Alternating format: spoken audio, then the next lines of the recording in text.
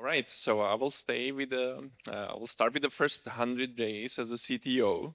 And in my case, it's slightly special, yeah, because I'm also the founder. It's really bothering me how I can hear myself. Sorry for it. So my first 100 days was like, okay, it's me, CEO, and 3 engineers. Yeah, let's do something. Yeah. So I have a question for the audience. What would you expect the CTO uh, during the first 100 days to focus on? Sorry?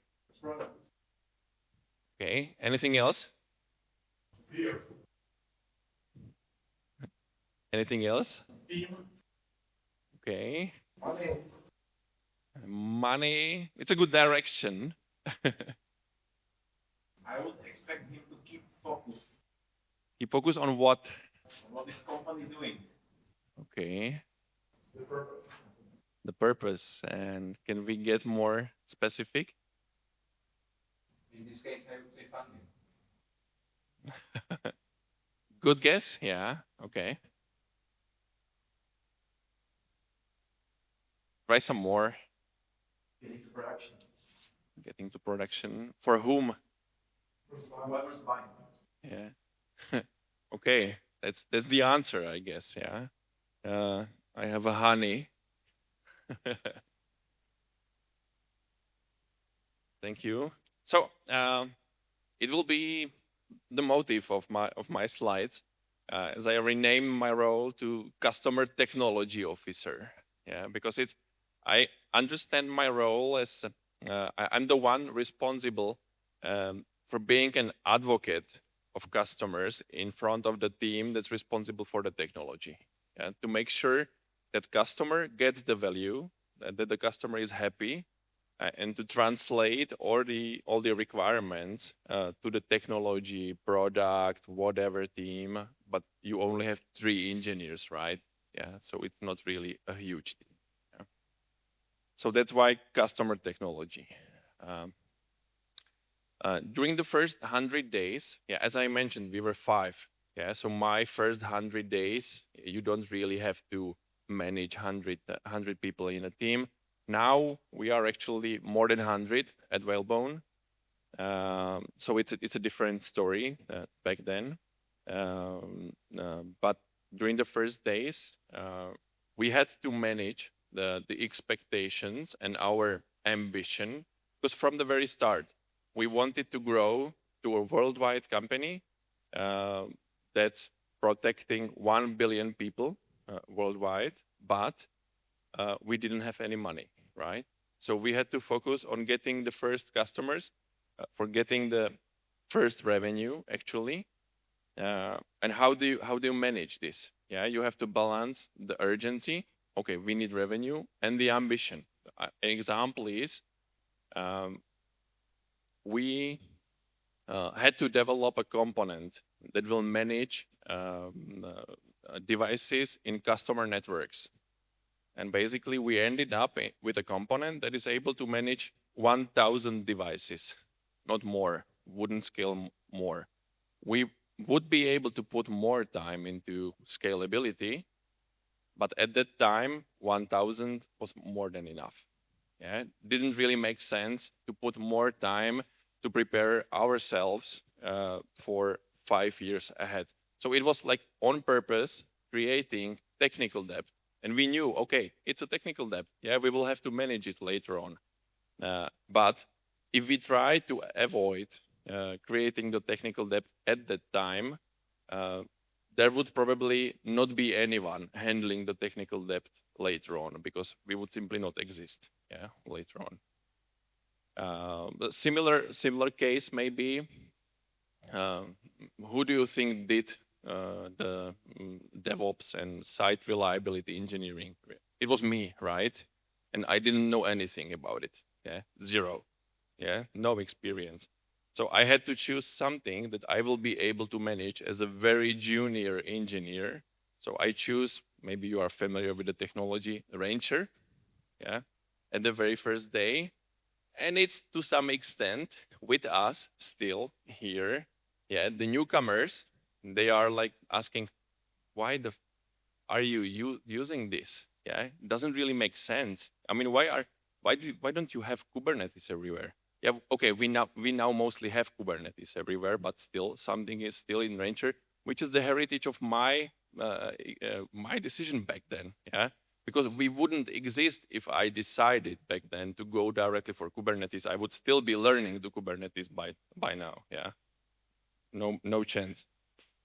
So it was the balance, and uh, as I mentioned, the customer technology officer. What I did actually during the first hundreds of days was I did not spend that much time with technology. I actually made a list of potential customers in nearby area, and I traveled one by one. I visited all the internet service providers, most of the internet service providers in Southern Moravia, Highlands, in north of Moravia, and I discussed the product with them, and I tried to understand what they expect. Yeah, and I got tremendous feedback, but I made one mistake. I expected they will be completely happy to have everything in the cloud. So we went for the product in the cloud, and then we get like extremely negative feedback, like, no, this particular component, because we are running protective DNS for the customers, cannot be in the cloud. We need to have it inside our network. So this guess of mine actually cost us something like 1 year of development. It was a heavy mistake. We caught up, we survived, but the learning was you have to check, you have to discuss everything with the customer. If you guess, you may die. And uh, we have also, I mean, it was an easy decision. We have exposed all the engineers to customers.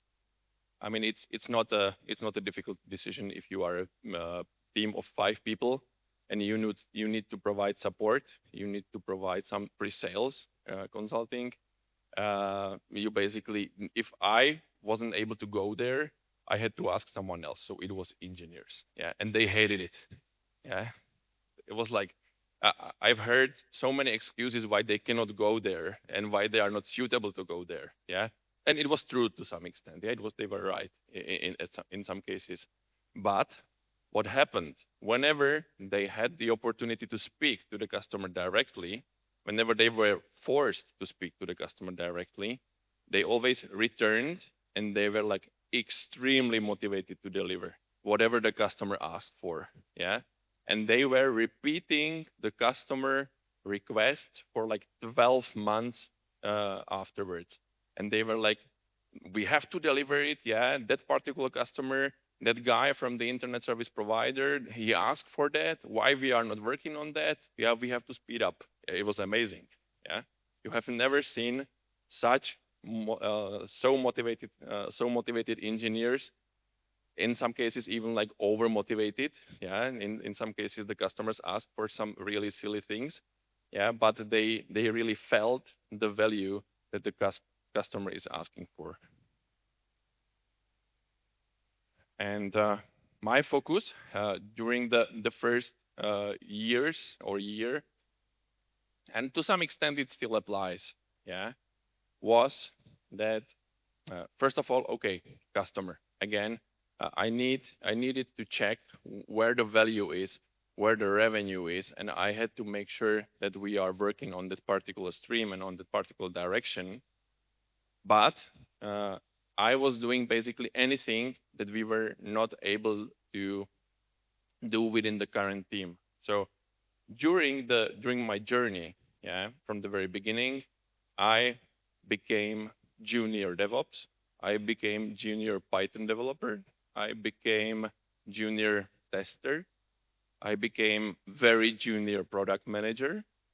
I became, I don't know, to some extent, agile specialist, very junior again. So I'm like junior in everything now. Yeah, to some extent, and I'm becoming now recently. last year, I'm becoming junior project manager, yeah, for delivery, yeah, for the customers. And I will be becoming junior something in the future again and again, because I will be picking the most troublesome areas in our company where we are somehow late or somehow missing something for the customers. And that's it. Yeah. So that's from the customer technology officer. Thank you. And if you have any questions, I'll be more than happy to answer. So thank you, Robert. And my question would be, how much you get aligned towards some sort of a strategy of the company and invent a strategy so that you avoid moving left and right? What was the right time of creating such a document or something similar to that? Thank you. Like a more in depth, like a real strategy. Yeah, we created early last year when we were about 80 people. Yeah, so that was basically the breaking point. Before that, yeah, 50, 60 people. It felt still manageable on a more tactical level, and we saw reaching like 50, 60 people. Okay, we are going in multiple direction. It's starting to be a mess. Yeah, we have to introduce some overall strategy and follow that. We become profitable, last year basically. Yeah, last year and also the year before, we rather hit the break even. We didn't intend to become profitable, so we put all the revenues back to the growth. Yeah, so we hit the break even, but we are still like zero. Speaking of profit, I have a question. Is related. Okay. it's messy, Yes, right? yes. The question was related to junior positions. Like working in your company. Okay. Is it the best way, like focusing on the junior work? Because working in your company, my expectation will be that you will be focusing more on some strategic decisions, not doing the lopata jobs. Yeah, thank you. No, recently it is more the strategic part. Yeah, it's true. And basically, whatever Lopata job stays with me, I'm trying to push it away as soon as possible. Yeah, it's not much, luckily. So really, the strategy now and like the major initiatives of the company is now my focus. Okay. So how many agile frameworks have you tried before your current one?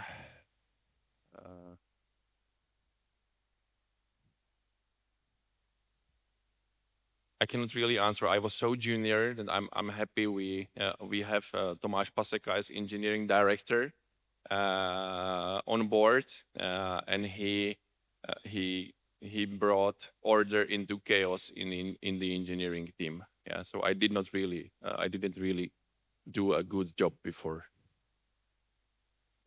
Do you have a CPO partner at your at the company? Actually, the product is in my organization, so it's not on the C level. Yeah, so the head of product is within my organization. I'm very happy for that we can align product engineering under my organization, and it's a extremely important position. Yeah, it's especially the cooperation between the product and engineering. It helped a lot to hire the head of product. How much time are you spending on sales, supporting sales these days? I spent a lot last year. I was traveling Latin America, APEC, several weeks per quarter, basically. Now, during the last year, we have built local technical capacities. So mostly, I have handed over this to the local people to handle this. So this it's not that much nowadays, which is contradictory to what I'm saying that I'm a customer technology officer. I'm aware. So next week I'm again going to meet customers at a conference in Barcelona, and I would like to get more in direct touch with customers again.